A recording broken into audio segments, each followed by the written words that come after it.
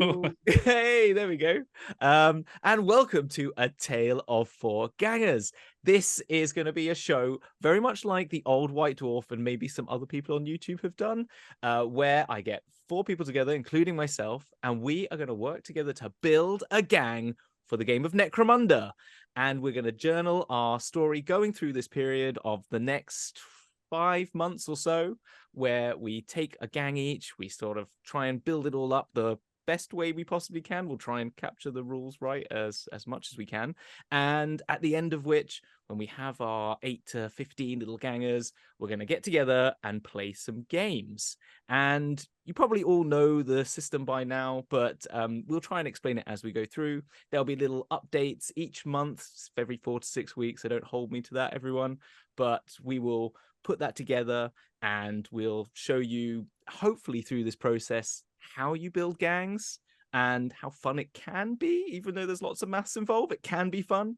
There'll be some painting, there'll be some colors, there'll be some really cool names for things, I'm assuming. And in and amongst all that, if people are willing here, I'm looking at everyone else, we will maybe do some little deep dives on certain things by each gang. I don't know what they might be, more narrative based, or maybe just if there's something funky in the rules, like I'm going to be doing something weird, then maybe we might look into, I might just do that on my own, or maybe get someone else to join me to talk about weird rules that you can make for Necromunda. And I know someone on this show might be doing something with 3D printing and other STL files and other 3-letter acronyms that I think I know, but I have probably no idea of. And maybe we'll talk about how they've gone about that in more depth. But I could keep talking for hours, as most of the people on this show already know. So I will stop and I will introduce the wonderful 3 other people that will be joining me. And I will start in alphabetical order this time with Jordan, who is over here. I'm pointing in the right direction. Yay. Hello. Hello, Jordan. I'm on the other side of you on my screen. So are you? So I was just pointing at no one to you. Yeah. Yeah. I don't know if there's a second Jordan in the room with you. Always But... is. Oh my gosh. Never travel without one. Always got your pocket Jordan, right? Yeah. Let's not delve into that too far. Anyway, Jordan, I have a few questions to ask everyone. So who are you? Sure. So, yeah, I'm Jordan Sorcery. I do history of games on YouTube. Typically, it's Games Workshop games, but I do a smattering of other stuff as well. I like to delve into my collection and look at the journey that games have been on. So who created them and why and when and how did it evolve and change over time, and what were the business decisions and the other factors that sort of led to why things developed in a certain way. So yeah, I do a bit of that and just generally like talking about games, to be honest. I totally recommend, obviously, if you aren't already subscribed to Jordan's wonderful channel, which I'm sure everyone is nearly already. It is very good. I love the informative like background that you give to it over what you can find like generally on this net. There's always the stories like how things like the difference between the rules, but I love how you've gone like, but actually you've actually been really lucky and be able to speak to a lot of the people behind the scenes as well, as being very investigative and even using the what's the Wayback Machine I've heard you mention so many times. Sure, which is looking like at the old the classic websites for like TSR and Games Workshop, and they are fantastic. Just to go back in time to the start of the internet and see what people were talking about and how excited they were. Even looking at old White Dwarves where they're literally talking about the start of the internet and oh, we've got a brand new Games Workshop website and here's what it's going to be. Well, that's really cool. But yeah, we're lucky enough to get talking now to some of the creators who actually develop this stuff. So that's been really fun as well, and sharing some of those interviews and finding out little facts about why did you do it this way, or why did you try this, or what worked and didn't work, and all that sort of stuff. So yeah, it's definitely been really fun for me as just someone who's interested in this anyway to just be sharing a bit of that interest with other people. My favorite is the Marienburg one, where you were like, oh, first off, you're like, Marienburg, it's based off this like actual place called Marienburg, and there's a lot of, and then you're like, oh, it was his girlfriend's name. Like, yeah, that was as well. A very humbling moment, actually, doing the history of Marienburg and the creative history. So how did it develop over time? This port city in the Warhammer Old World, and I had surmised that Rick Priestley had created it based on a real fortress that was built by Teutonic knights in like medieval Poland called Marienburg. And I'm like, well, that must be the reason. That must be why he did it.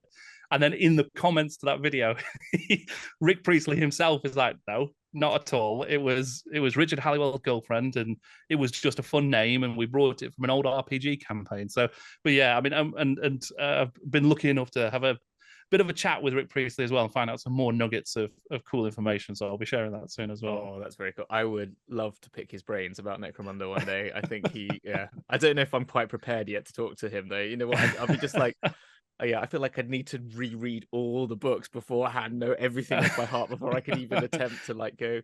So I'd be like, what about this idea? Go, well, it said in that book. Oh yeah. Whoops. Yeah, that is the scary thing about talking with some of these people. I mean, there's obviously still just people, and they're just really doing a lovely. job. Yeah. But having made such an enormous impact to the hobby and created so many amazing games that I have lived with pretty much my entire life, and then trying to talk to them about these things and sound like I'm not just some random idiot on the internet.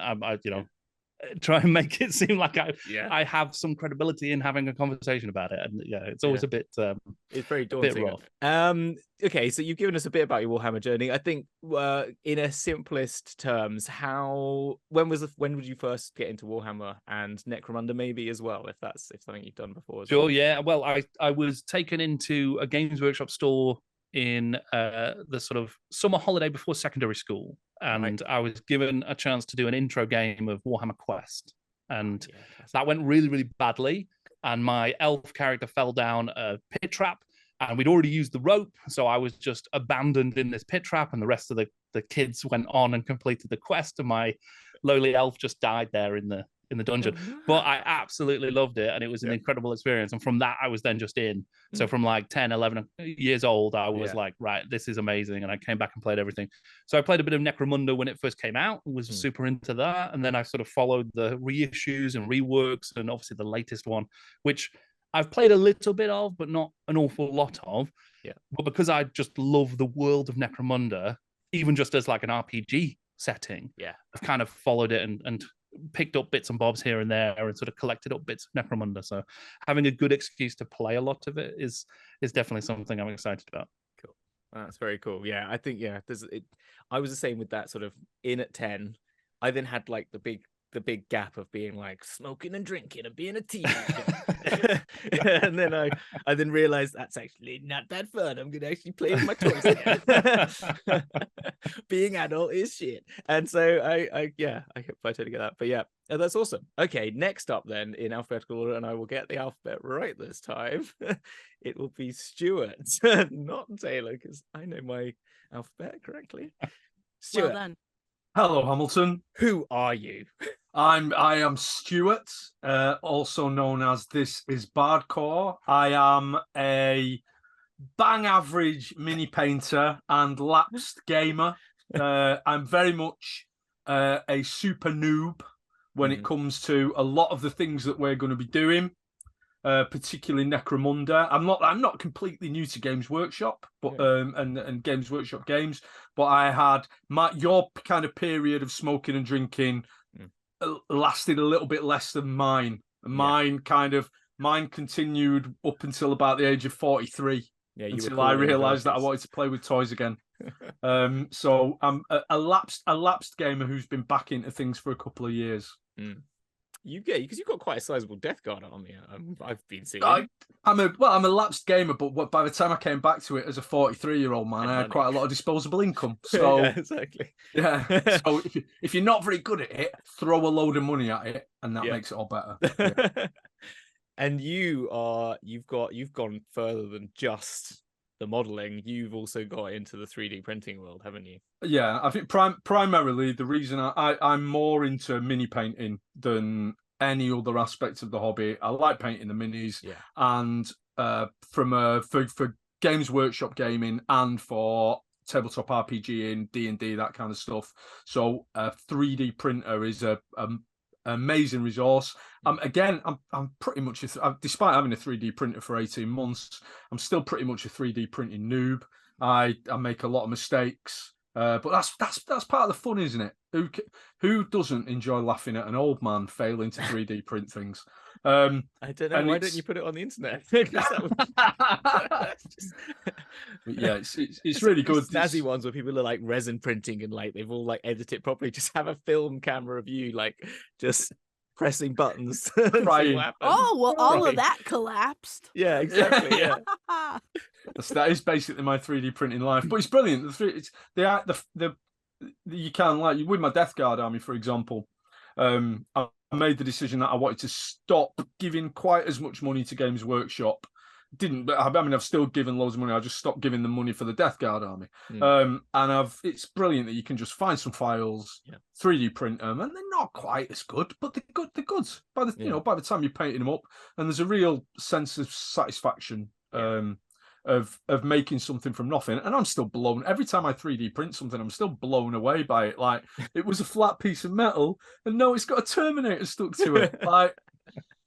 I've got a vague. I'm not a technical. I mean, I know the alphabet, but apart from that, I'm not really a technical man. And like, I understand it's something to do with lights and the resin being photosensitive, and the light hits the resin, and then the resin sticks to the resin.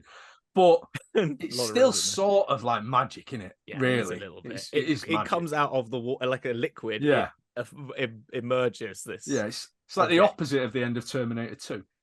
Yes, it's like you put that in reverse. Yeah. Yeah. So that's what I think every time I 3D print something, I watch it from start to end. 12-hour print, start to end. Don't move. And imagine it's Arnold Schwarzenegger going into the. I believed that. Yeah, I want that. That's and I think and that's why I don't film it and put it on the internet. It's just me. Bless you, Staring. Stuart. Yeah. Fabulous. I love that. Moving on, Taylor.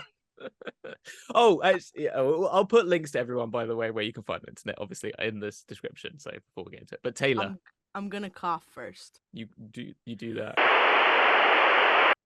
I'm not sick anymore, but I'm recovering.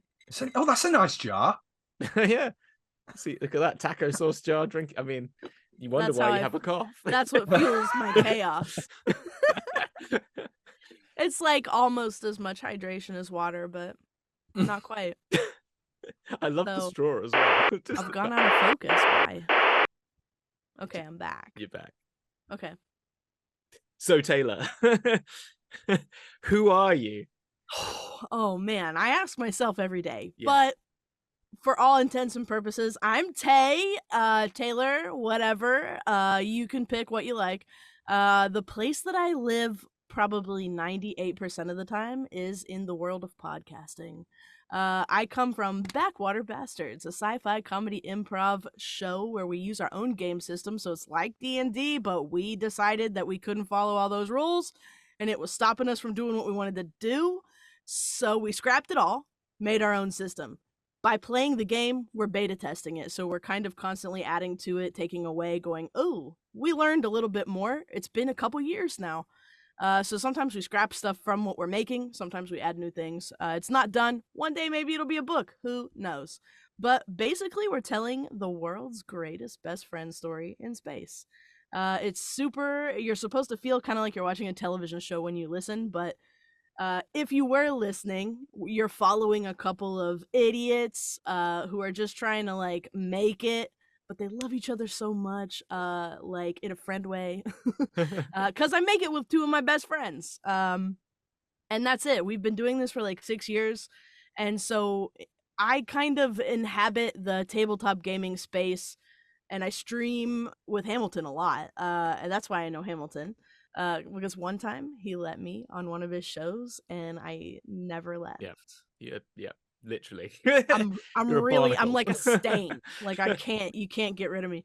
And like it's been a few years, hasn't it? Like it's been like 3 yeah? I think about June actually. Okay. Yeah, 2020 I think was the first time we met.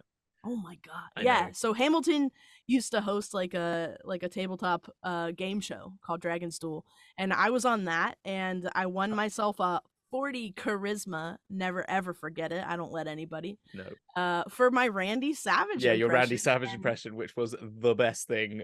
as you can tell, like that's exactly what you would expect. I told you, knew you had to do it, and literally we had a break between the rounds. There was a charisma round, and then we turned back on the camera, and there in front of me is none other than Randy Savage themselves. Well, brother, Prima rises to the top, my man. And I'm happy to be here. Dig it? Dig it? Do you dig it? I can't do the whole thing anymore, The cream of the crop was cream of the crop, baby. But like, I didn't plan it as intensely as I think it looked. I just bought like a rain curtain from a party store. I know, it was just, I wore it. Yeah. By wrapping myself in it. Yeah. As you do. But just out of curiosity, Taylor, what was your score on Dragon's Duel? Oh, don't. Well, I mean, a lot. It wasn't. Would you go so far as to say you were the highest scoring ever contestant on Dragon's Duel, or? I would definitely say no, but did you ever see anybody get a 40 in charisma? No, no one got a 40. Yeah, you did. I mean, you were skewed. You were very much skewed in the charisma department. Let me just say that, like, from a technical game playing standpoint, playing with a 40 in charisma is insane. Oh, it is insane. It sounds like there's going to be some grudge matches coming up. I think so. I didn't, Jordan. You see why I brought you here is to be like I'm not the only one in between this. Well, the thing is, Jordan, is that you're right. I am bringing a grudge to this, but it's not just against Stuart. It's against all of you. Okay. That's because I've like crafted myself a very elaborate context to play within. And with that, your journey in Warhammer, Tay, you've done some Warhammering before. I have. Yeah.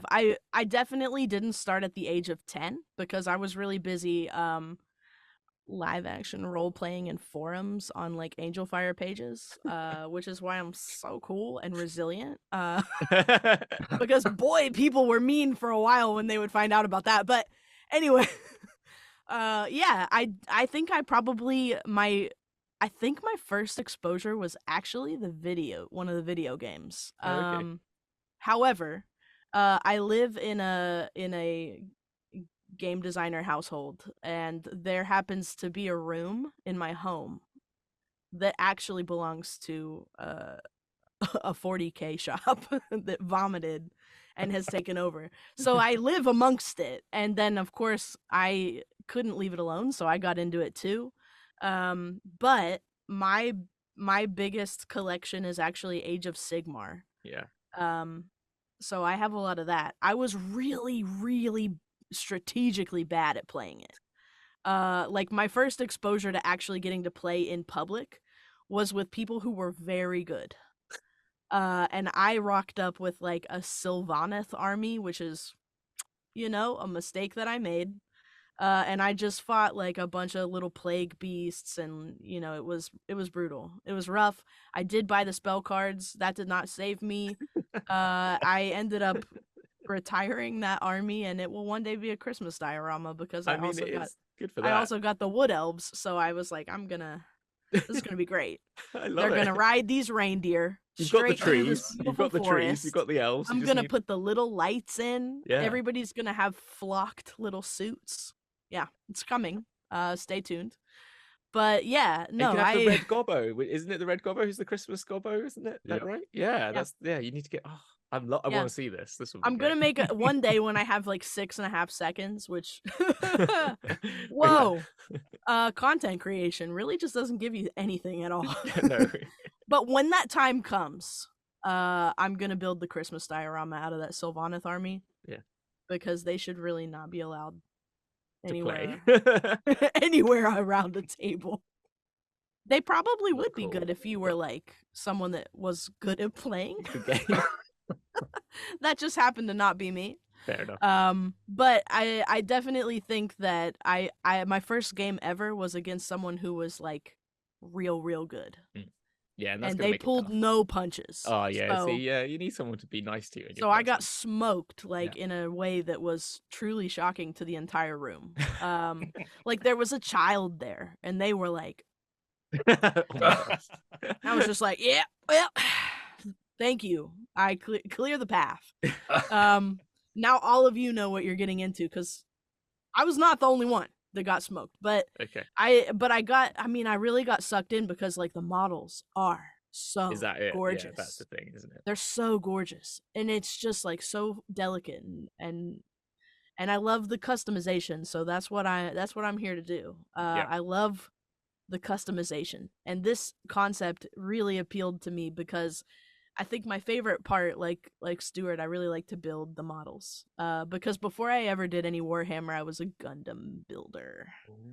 I love Gunpla, and I love the process of like scraping and airbrushing, and I repaint them before I assemble them. So yeah, you're high quality. You're another level on the Gundam. Yeah. You don't, whatever color they come in. Yeah. Nah, it's not good enough. Not good. Nah. So like I definitely get rid of those mold lines. Got to make sure it's all. Yeah. You scrape for days. These are the rules. I've never got into. I didn't know this was a whole world Gundam. I thought you just bought them in the packets. I didn't know they were. Oh, fuck. There are like sets of tools. It looks like you're at a dentist's office. Oh, like really? The kinds of scrapers, and we have that too for Warhammer because my partner is a big Warhammer builder, and he's a big green stuff sculptor. Oh, right. So like my real intro into this was about like, don't just kit bash, like build the stuff you don't have. And that could be anything. Like if you don't like the motif on this armor, what do you want it to look like? You know what I mean? That is the best thing about it, I think. And that's my favorite thing. The customization, the crafting of it.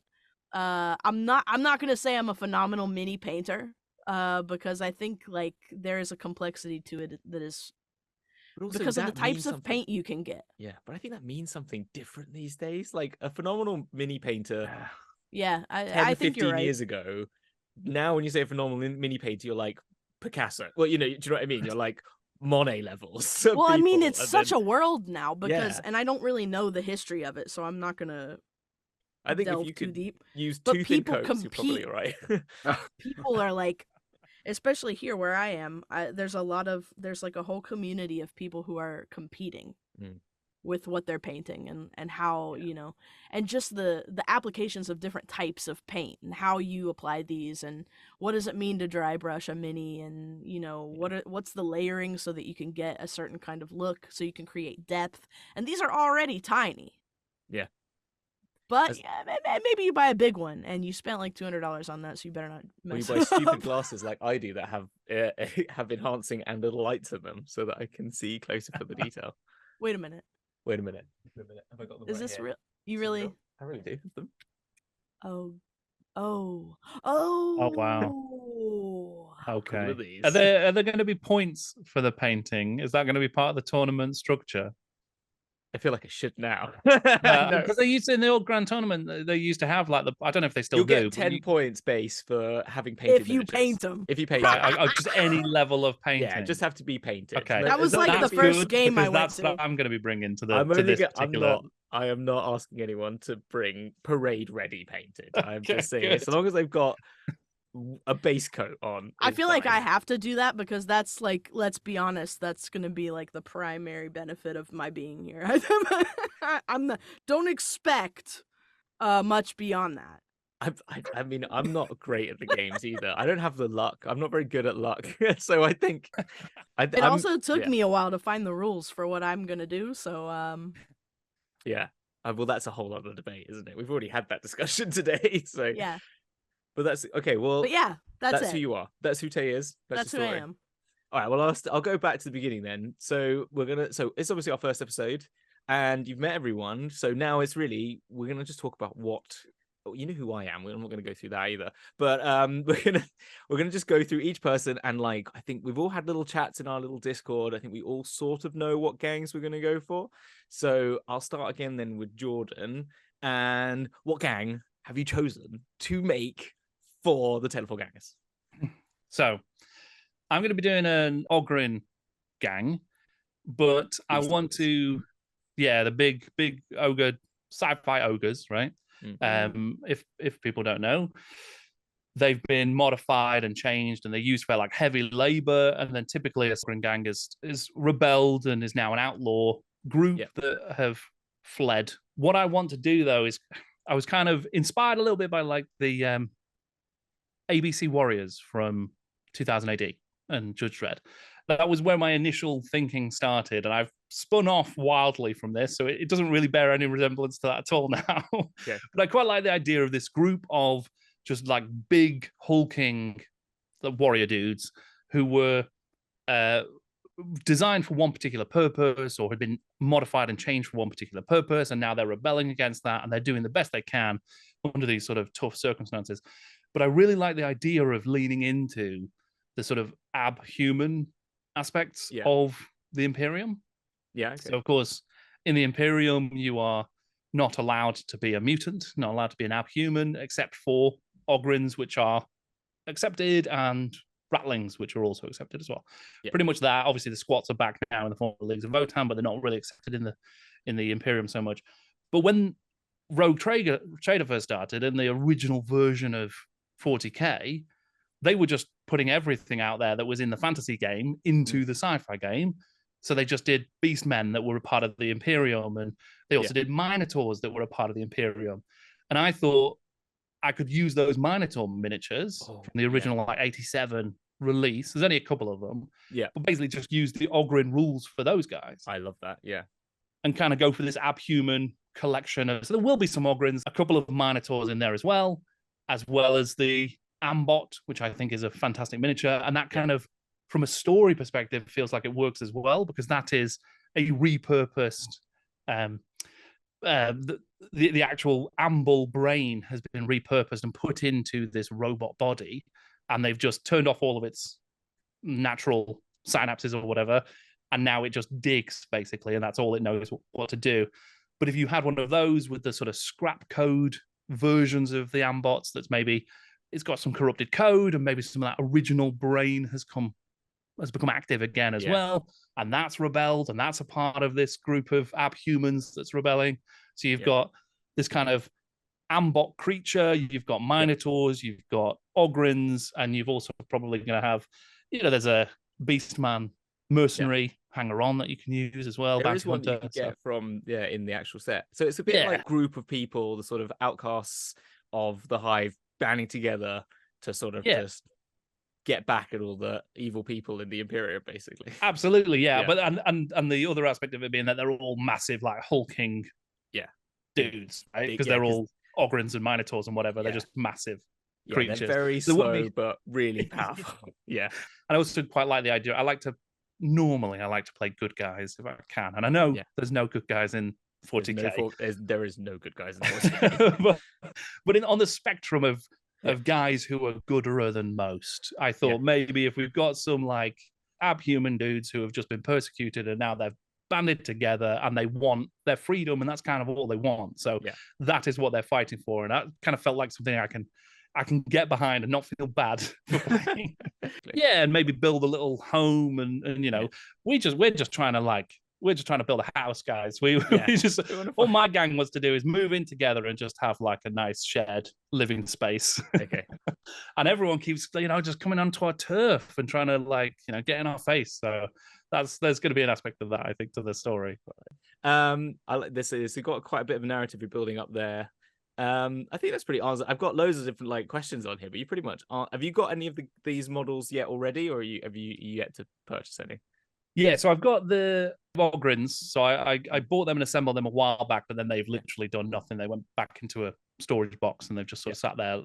But the Minotaurs, I've recently just found some. So there will be brand new additions that I'm going to have to sort of put together and paint up. Cool. Stuart then. Stuart. Hello. What are you choosing? I'm going to go for Cawdor. Yes. Now, I wish I could give as much kind of my own headcanon and reasoning as Jordan has, but it's basically, when I think about 40k, nothing really sums up the 40k universe for me better than bad haircuts and religious fervor. and that's Cawdor. That's very true. And it's miles away from anything that I usually do in terms of 40k. So You mentioned before, I've got a Death Guard army. Yeah. I always kind of steer clear of anything really that plays into the kind of Cult of the Emperor stuff. Yeah. But I think it's about as dirty Hive World as you can get for me. Yeah. So yeah, I'm going to go for that. Now, in terms of there's all kinds of decisions that I've got to make. Yeah. Kind of which path I take it down, and at the moment, I genuinely don't know. My plan is to get some minis and see how that inspires me. So this is the same thing I do with any game that I play. If I play D&D, I never have a massive backstory before I start playing. I design a character, play the first game, and then start bolting my ideas onto it. So I'm going to do the same kind of thing. I'll ping you some photos after we finish filming of some of the STLs, but some of the files that I found have got gangers wearing kind of hoods. Calls and hoods, and my plan has been to take them down a kind of lucha libre masked wrestler, like a wrestler, like a weird, because the whole kind of the candles and Catholicism of Mexican imagery with the candles and Catholicism of House Cawdor. Candles and Catholicism. It's the new supplement for Dungeons and Dragons. Candles and Catholicism. Yeah, fair enough. I like that. They are a wild bunch. The Cawdor. Are you? Yeah. Do you think you're going to go redemptionist, or are you going to? Do you know yet if you're going to go down the more extreme pyromantic route? Or I think I'm going to go redemptionists because I'm thinking the reading that I've been done. Now I'm not a meta player at all. I genuinely. I don't want to come across like I'm being competitive with Tay again, but I reckon I'm worse at playing games than Tay is. I'm so bad. I got the last game of 40k I played. I got tabled by my 10-year-old son, and I have to like. You can't go up against a 10-year-old. They're better at everything now. Exactly. You seen a 10-year-old set up Wi-Fi?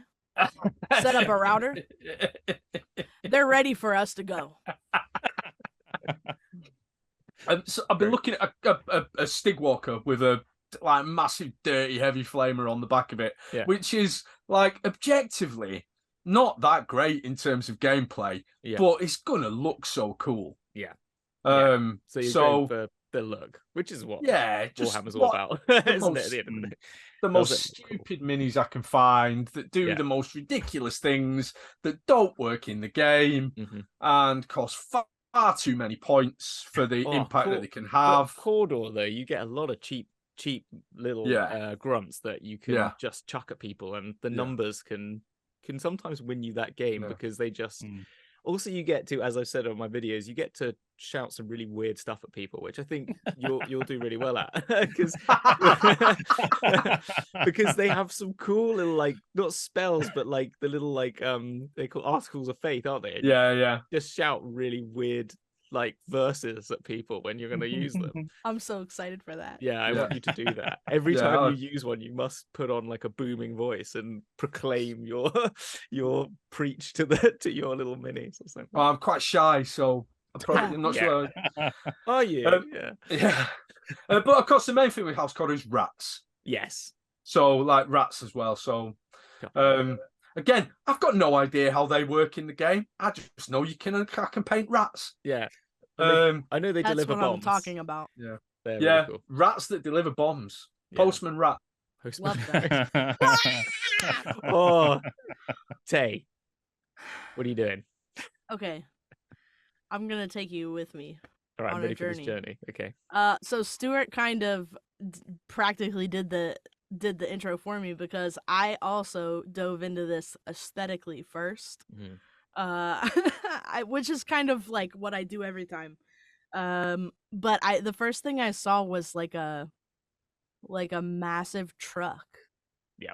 And I was like, can I just get that? And Hamilton was like, yeah, I guess, but like you should probably get some guys too. And I was like, fair enough. So then I kind of started to dig and I started to look at and I'm kind of going for that silhouette first, which interestingly enough is kind of how they made the Ashwaste Nomads, which is what I'll be doing. is they wanted this. I watched a lot of videos about this. They wanted that silhouette, and that is exactly what got me. It's like this super Fremen looking, like sort of Jawas from Star Wars, like this very like goggly masks and lots of fabric layers. Techno And nomads. Yeah, tech nomads. Techno- Whoa. but I fell in love with a lot of different pieces from a lot of different gangs, which is why this is such a great concept, because why just have one thing? But the kind of unifying factor here is I was watching a video from Games Workshop about how they made the Ash Waste Nomads, and one of the game developers, Rob, shout out to my boy,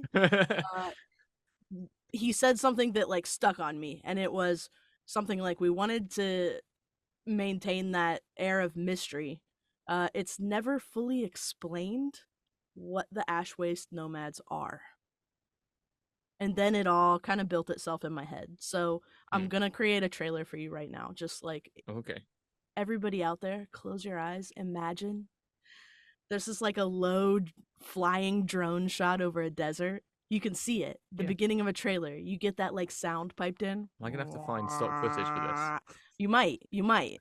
You should probably make this trailer for me. I'll do it now. Okay, go. Dramatic music is like marching in, and you hear someone. We remember the dream house. Our mothers knew the gentle sun. Time without scarcity, something like that. They were the keepers of this land before the fall. They were everything. And so shall we be, made in their image, anointed in the blood of our sisters and our enemies. We are the crafters, the survivors, the bug riders, the raiders, the storm. We will know the dreamland in this life. And then one of them takes off a helmet, and it's blonde hair. It's Barbie. Generation B, back to Malibu. And that's exactly what I'm doing. I love it. And I love how everybody's camera is like pink right now, because it's coming. I just saw that movie and it was like so good, and then I had to go to the mall. Like I went to the mall to see the movie and then to buy these guys, and I was like, guess what? We're gonna take back the dreamland, and that's it. That's the whole story. That's what we want. We're stealing from everybody because the Ash Waste Nomads are incredible, right? Like, nobody knows what they look like underneath. They retrieve their own dead because they don't want you to know. They're the survivors of the place where they are. So this is their ancestral home many years later, right? So these are people who are like, they're here, but like, we don't know who they are. And they don't do the trading post, which is like kind of a part of ganger culture, right? Like to go and trade amongst each other, and but it doesn't really matter because they're everything. And they can make their own stuff, and they're constantly raiding, so they're taking stuff and they're trading internally. Don't worry about it. And there's so much interesting like kind of like non-lore about them because we just really don't know who they are. They say like no one living has ever seen a nomad's face because the minute that you do, you die. And they're out there like they know how to vibe with the environment. They understand like how to manage storms. They ride these incredible bugs that live in the environment that nobody else can seem to tame, but for some reason for the nomads it's working out. And so they're like they don't get along with any gangs. There's no alliances, no humans, no Imperium, no gods above our mothers, right? Here be the nomads. And they say they have a structure. We just really don't know what it is. Because it's none of your business. And they do have a structure. And there they are. They're all Barbie. And so I already got mine. So cool. I'm gonna show them to you because I don't know. I thought that's what I had to do. But here's like my dudes. I love them. So and I watched a lot of video where they were like the Ash Waste Nomad men, and I was like, cute. So we're not doing that. And my shop didn't have. Of course, like I had to get upgrades because like I want these people to be kitted. That's kind of part of it because accessories not included, baby, till now. But they didn't have the Ash Waste ones, so I had to get some. Stuart, you'll recognize them. because they're not super far off. Like, they're a bit knifey. There's a lot of like wrapping in there aesthetically. So I thought like this could work. And like BFG, big fucking guns, right? Whoop. I don't know if we can do that, but I did it. And also like I kind of, because I wanted the truck, Yes. I was like, and then I also saw, I can't remember the names, but the like shieldy ones. The Vansar. Nope. Oh. Starts with a P. The Palatine Oh, Enforcers. Palatine Enforcers. That was it. Thanks. Sorry, I yeah, think thanks. so. Yeah. They have some incredible mechs. Yeah. And I really wanted one. Yeah. But they did not have them at my shop. And I was gonna buy one if they did have it, because I mean, and my concept there was like, yeah, this is too many points. And yeah, it's like, I don't care if it ever fights. They stole it and it's just a car. I love it. They're gonna drive up in it. And I couldn't get that one because they didn't have it. So instead, I went deep and I got this. Is it Necromunda? No, it's not. But that's the it's fine, the point. That's because the whole point. these individuals here, they kind of have a similar vibe, right? Like they're on Mars, they're very techy, they've got the goggle situation going on, slightly less garbed up, like the clothes are not quite so beaten, right? Because they're not just like hoofing it in a desert. They probably live inside, but that's fine. They've got this little individual. And he is gorgeous. He's big. I'm going to put the Ferrari sticker on him. Yes. Because this is the Barbie Dream Mobile. I love it. And I wanted to get the Sicarians, the little tiny like droidies. But I felt like they were a little too beautiful. I kind of wanted them to be sillier. And I was like, I'm going to have to do a lot of hacking to those. So I let those go. But the Ashways Nomads, as you may know, kind of all cover their faces. That's sort of the deal. But one of them is not going to do that. And to achieve that, I'm going to cut some heads off of some wood elves from Age of Sigmar, because I have a lot of them, because I could not make them work for anything on Earth. So one of their heads with their beautiful long flowing hair is going to go to these. And then there's also going to be Mermaid Barbie. And I'm going to achieve that by taking this thing's body. Oh, yeah. And it's not a big one, right? It's like a little one. So like she may never see battle, that's fine. But yeah, these are dark elves. So check that out. That's cool. Mermaid Barbie. And to, make it a little more mermaid, I'm gonna green stuff it a bit. But yeah, I'll be kit bashing to get exactly what I want. Will it actually affect the points? No, it won't, because I'm gonna do way too much, and I'm gonna have to like go in and completely homebrew and be like, look, this is 1,000,000 points, but it's actually only worth 5. So that's it. That's what's happening. I'm still reeling from that trailer, Tay. You got me with that. I'm kind of thinking I might join this Ashways Nomads gang myself, because it sounds very cool. I feel like we have a similar motivation. We're the good guys. I think we're it's pretty looking clear. for home, right? Like we will know the dreamland in this life. And it's kind of like it's very pointed. Like I don't think that they are really out to pick a bone like people might think. Because I think there's kind of an energy of like the nomads are out there and they're just bad. Don't come across one. They're gonna wreck your stuff. And they will, but it's because they're already home. Yeah. And so it's not a territorial conquest. Like this is their ancestral home. This was once Dreamland. I love it. And then global warming, because they said in the video that the beauty of this is that there is very little lore about them. And so you can put the face that you want on the Ashways Nomads. And I think that for someone that loves customization, that absolutely hit for me, because they were like, we don't know what's under the mask and we don't show you. That's for you to decide. So if they're, and I was watching this video and the guy was like, are they Adonises? Whatever. Are they like heavily, radiation deformation? Like maybe. Yeah. And maybe they are. I'm only going to put a head on like 1 or 2 of them. So I love it. The other thing is with the Mechanicum thing is like there's a couple of stories where like something got unearthed when there was like a big earthquake, and this like huge cool tech all appeared, And before anyone could get there, the nomads went, swarmed, stole it all, snuck back into the Ashways, and by the time everyone got there, they were like, oh, where's it gone?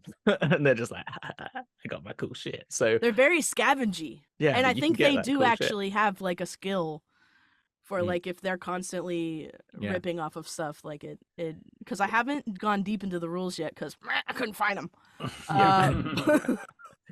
But I was reading a little bit about like just special skills that come with the team or the gang. Yeah, and then you got good like you can use territory, like the terrain to your advantage as well. You can like just hide and just be like very ranger like. You can just be like hide and place height sort of stuff. So and then just jump out on people. Yeah, they're ranged, so yeah, and ranged as well. Yeah, woo-hoo. We're hiding. We're sniping. We're sniping. We're taking it back. Yeah, Generation B. Generation B. Like, could you just have all the different types? You know, there's like Summer Barbie, Mermaid Barbie. Because there's a million of them. Yeah, there's like just so many different names for the Barbies. Like you can just have as your naming structure.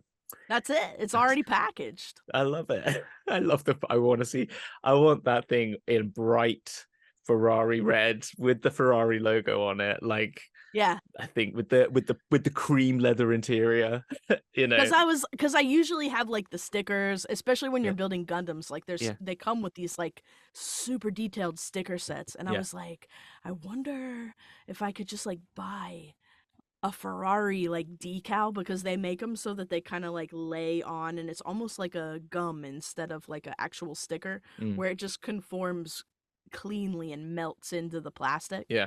And I was thinking about trying to find one, but then I was like, maybe I should just suck it up and paint it on if I want it so bad. But I don't know. We'll see. The future is out there. And then I was like, I started to get way too into it, and I was like, what if I go to the thrift store and get an old Barbie house and like dirt it up? Because then I started looking at the habitats, like you know how you can buy like where they live, and I was like, oh, these are so cool. The terrain is so. I think so I'm gonna have to see if I can find. I think if you can find, or anyone finds, like a really cheap, like Barbie dream house. I'm gonna go. I'm gonna go to the thrift store and like and dig for it in the kids section. I'm like, I need this for my Warhammer collection. Rip it off of a child. Exactly. Standard. We will know the dreamland. They gotta live somewhere. I love it. I think that's every single one of them has got it's got their own totally different take on it. I'm really excited to see how all of these develop. Well, that is amazing. So next time we will meet up. What are you going to do? Oh, what am I going to do? Yeah, Hamilton. There you go. I was waiting for one of you to ask me. I thought I'd just start leaving and sit. No. So what am I going to do? I'm going to have to grab things now. So people have seen this. Oh, I'm going to have to grab other things. Now you've like, oh, I can't bother. I'll just put pictures up. So basically, because my whole theory of this was that I wanted to show how you could literally do, like you've said, Tate, you can do anything in this. And so I wanted to take that the furthest you possibly can, which is with the sort of outcast element of it, of those sort of gangs, which was like in an outcast, you start with a leader, you use that, and then you theme everything around them. And that's kind of the thing. And I had these pieces together. Bit of orc arms. There's the character from the Crimson Court leader, which is Prince Deval, I think his original name is. I've forgotten his original name because he's got a cooler name now. He's called Drax von Ghoul.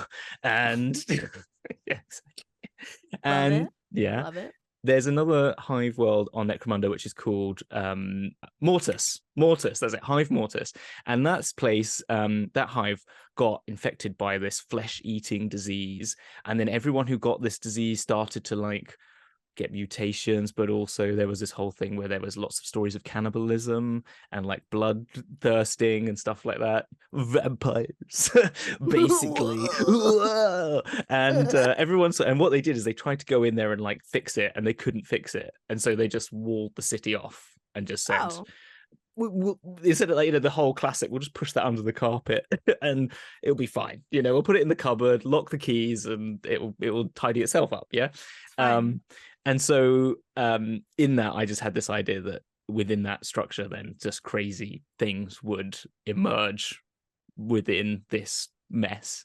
And so this character being I imagine that there's another story that happens as similar, is that these orcs came down and ended up going into and some Drukhari also all have ended up on the planet of Necromunda, and some unfortunate ones who crash landed found their way to the nearest hive city thinking, we'll go with this one looks quiet, let's just hide out in here, right? Whoops. So yeah, this one, that sort of classic horror movie, like cars broken down, the sort of horror movie version, but in 40k, instead of the car breaking down, you crash land on a planet. I can probably go pee in there. Yeah, I'll knock on this door, they look nice, yeah, and then they turn up and oh shit, hello, anyone home? And then something just jumps out at them.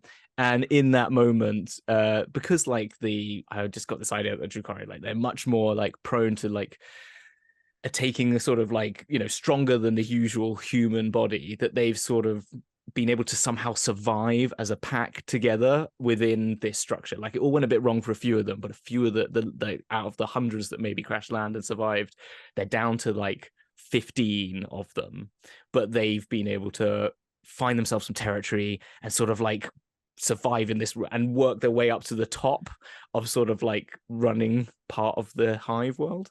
And then they've sort of thought, well, we're going to leave here now. We've got our strength, and go and find other people to get involved in. And that's how it would go, basically.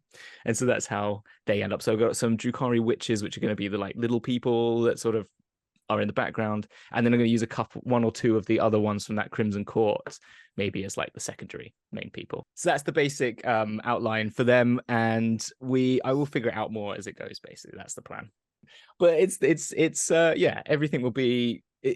there will be a theme, but I imagine as I go along, as people might know, I'll probably change my mind about 20 times and probably add other things into it, and that will be how it goes, I think.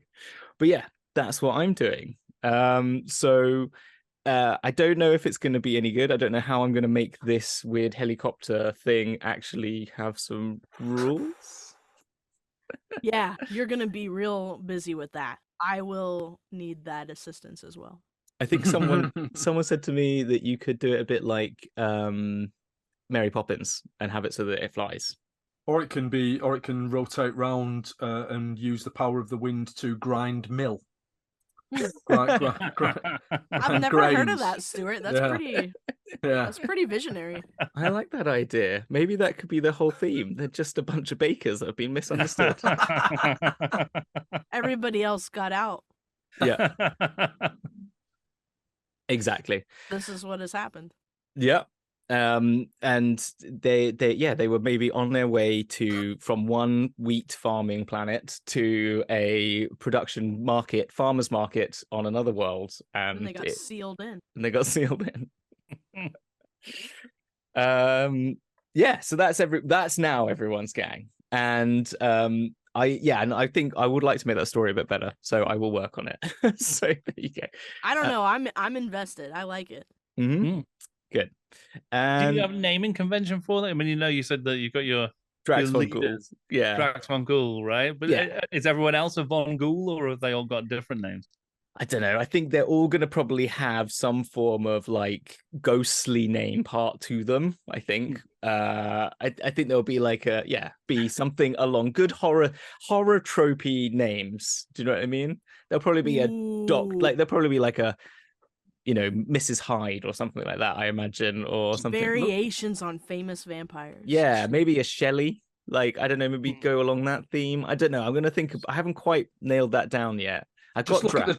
Look at the track listing on Rob Zombie albums. There you go. Yeah, exactly. You should make one glittery for Edward. Zoe MB. Zoe MB. Yeah. I'm in. Yeah. High collar, anyone? Frankenstein. Frankenstein. He's got a beer jug in the hand. That's why they call me that. Exactly. So that's as far as I've got on that. I love it. Yeah, I don't know. I kind of want to call like Iron Strider like you now, but there you go. No. I stole this. I took this from someone else. Are you actually going to get the Ridge Hauler then, Tay, as well, or are you? I looked at it. Yeah, but it was real big. It's massive. Yeah, yeah. Because my first thought was like, that's the Ferrari. Yeah, I'm gonna say that if no one else has got vehicles, it makes the game very unbalanced. But if you have your we'll treat yours like an Ambot level thing. Then I think feel that like kinda the works. vehicle Yeah. doesn't even need to get statted because Yeah. it's purely just like for RP purposes. Like Yeah, I see what you mean. Yeah, they have this thing. yeah, it just Maybe turns it up. doesn't even work like it used to. Yeah. Like it works differently now. They've done things to it. It's like they have kind of acquired this technology and now it does something very differently. It looks different. Like, you know, anytime somebody kind of forcibly acquires somebody else's tech or, you know, tools, and then they just kind of go, well, we're scrapping it and we're gonna salvage. Yeah. So this is just really like a getting from place to place, and it doesn't even need to be like, they have an increased movement speed now. Like, don't care about it. Yeah. Just want it. Yeah, I'm hoping everyone's okay with a few counts as rules, Yes. right? Oh 'Cause, yeah, we're not Wizzy.